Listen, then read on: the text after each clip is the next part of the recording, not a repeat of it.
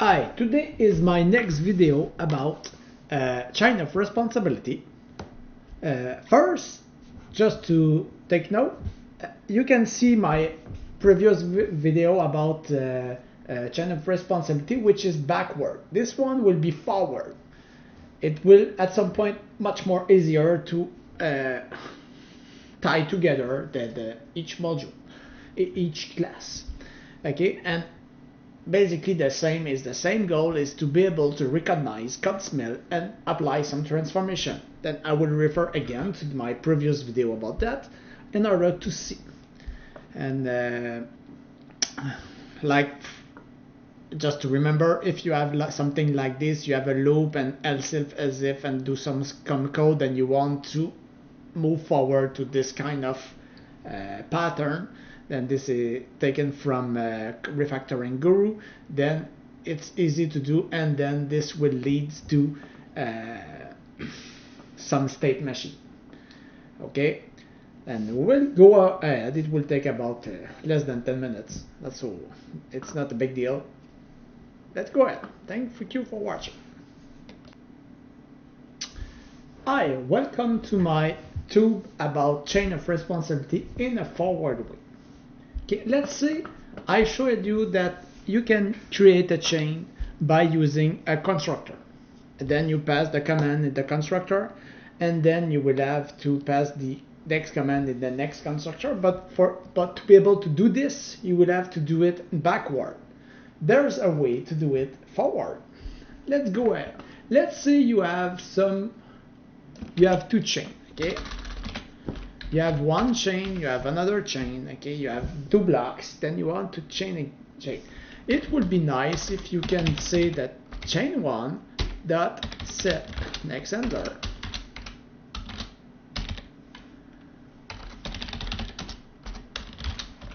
it equal you set the chain 2.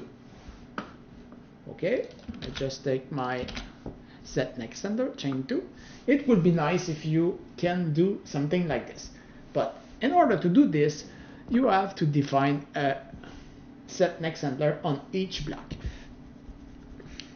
It's a way to work around the constructor pattern. Then you use like a proxy at some point.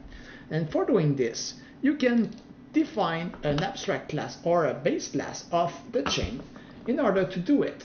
Okay, then let's start with that. You have a base handler. Okay, and then it will allow you to define the method set next handler. Let's go like this. Okay, you just create a method that you'll be able to set the next handler. For doing that, in Ruby we can use some cool stuff that you are declaring an instance variable on the way, and then to be able to chain it, if you want, you can do chain next handler, and then you want to be able to do, by example, this and this chain tree. By example, you want to build or be fluent. At some point, you can return the next handler. Okay, it's like a builder. You want to build some stuff from. You want to chain your stuff, and then you want to be able to be more nice. Then you can do it. Okay, but this is one part. The base handler has to know if you have to go to the next one. Okay, then this one will at some point declare the same handle as his children. Okay, then you will handle request, and this will just do move to the next one. Okay, because you have here set the next handler, then if the child cannot answer or has to go to the next one, then he will ask the parent, the superclass, move to the next one until you reach the end. Okay, then just for helping me a lot after, I will just put some code here just to display. Okay, you agree with me? Then you just have a base handler. But now you have to define the chain here, each of the block. Okay, you can start, but you have to extend the base handler.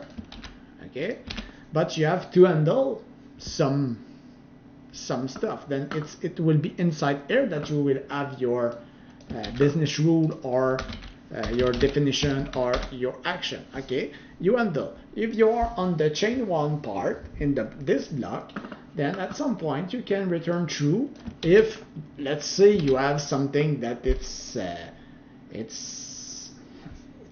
ask you to return at this point and stop going through.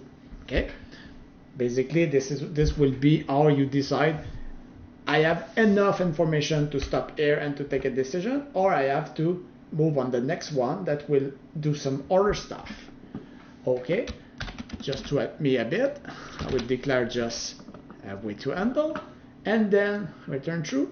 And like I said, if I have to continue, I have no choice. I have to ask the parent, okay, I'm unable to take the action right now. I have not sufficient information to do. I will ask the next one, but who will handle this? It will be the base that will handle the next block. So we can move with the chain 2, the same thing. Here I just put like a small cool stuff in the JSON way just to demonstrate. And then something that we always forgot is like an end handler. If you look at schematic about state machine, you always have a start point and an end point. Then you should have, I prefer, then the endpoint is just a thing that it won't call super, but it will tell to the chain that this is the last point. At some point here you can do cleaning stuff, you can send something, you can do, this is the endpoint. If you want to build like a state machine, it will be useful. Okay, let's move on. Okay, I can declare my chain 1, my chain 2, like above. Okay, I have also to declare my end chain. Okay, I can also use here set next handler. It will return something set next handler. It will return the handler. Then I can put my end chain. Okay, then I can chain it like this, and if you want, you can move it on the next line, having some more cool stuff like this. Okay, and then you have chain 1, you have chain the stuff, and then you want to apply the just to test. Whoops, B. Okay, is this will work? I have to start at chain 1. I have put some display. Then it will say, okay, I said that I will stop at chain 1. Okay, and then it will just print ending state 1, chain 1, and it will stop there. Let's try. Okay, testing stop at chain 1. It just do chain 1.handle. Let's try again. Can we move to the second one?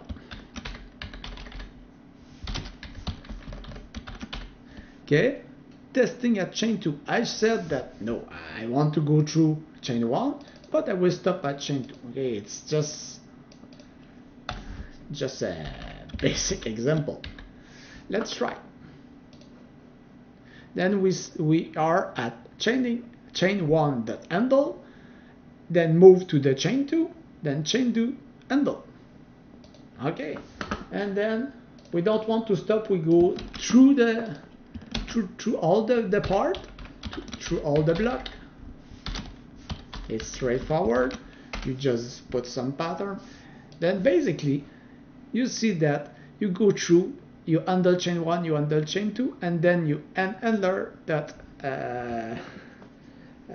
handle, and you stop there. Basically, if you want to do some complex stuff, it's much more easier that way, because you can have like a switch, and then you can define what is a positive branch for that switch and a negative branch for that switch. It's much more easier to bind the chain together and to define routes that way.